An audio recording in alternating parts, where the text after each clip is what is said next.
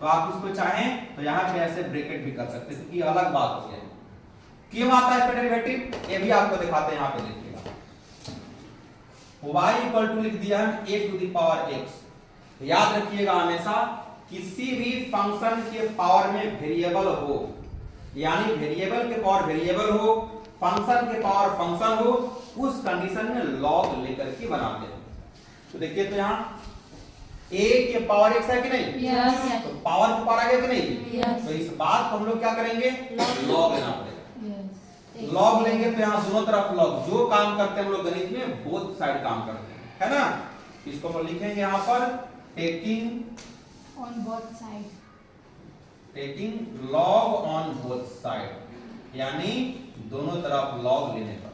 तो जैसे आप लॉग लेंगे दोनों तरफ तो ये हो जाएगा यहाँ पे क्या चीज लॉग y, और यहाँ जब लिखेंगे तो log a to the power x। एक फॉर्मूला आप लोग के बताया गया होगा कि अगर यहाँ लिखा हुआ है log x के पावर n, तो आप इसको लिख सकते हैं n इंटू लॉग x। तो ये पावर पहले चलाएगा, इसको लिख लेंगे हम लोग log y इक्वल टू क्या लिखेंगे? x इंटू लॉग a लिखेंगे। अब आपको बताया गया होगा प्रोडक्ट रूल, गुना वाला, किसी को फर्स्ट किसी को सेकंड आप मान सकते हैं। तो log y यानी कि log x टाइप का है कि नहीं?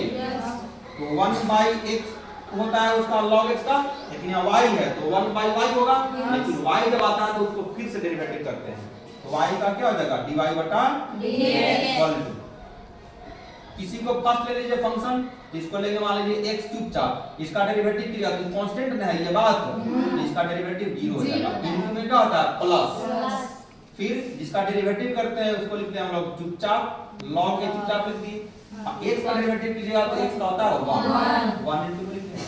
अब देखिए 1/y ये है आपका dy dx इक्वल टू, ये तो बात 0 हो जाएगा, बचेगा ही ना, इसको लिखेंगे हम लोग log a। लेकिन ये y यहाँ डिवाइड में है, इधर जाके इक्वल टू के बाद मल्टीप्लाई में चला जाएगा, यहाँ से लिखेंगे हम लोग dy dx equal to y into लिखेंगे हम लोग log a। अब y का वैल्यू मेरे पास कितना है? a के पावर, इसी को हम लोग यहाँ पे लिख देंगे dy dx equal to a to the power x और इंटू लिख देंगे हम लोग log a। यही बात हम लोग रट जाते हैं, डायरेक्ट जान जाते हैं कि अच्छा इसका derivative a to the power x into log a। तो इतना प्रोसेस करने के बाद देखिए ये बात आया, तो वही चीज बोलते हैं हम आपको कि डायरेक्ट डेरिवेटिव जो कम से कम आपको 15-20 लिखवा दिया गया है वो डायरेक्ट याद रखना पड़ेगा, क्योंकि सेकंड ईयर में काम करेगा। क्या बात, ये सब याद रखना है, 15-20 जो लिखा है ना डायरेक्ट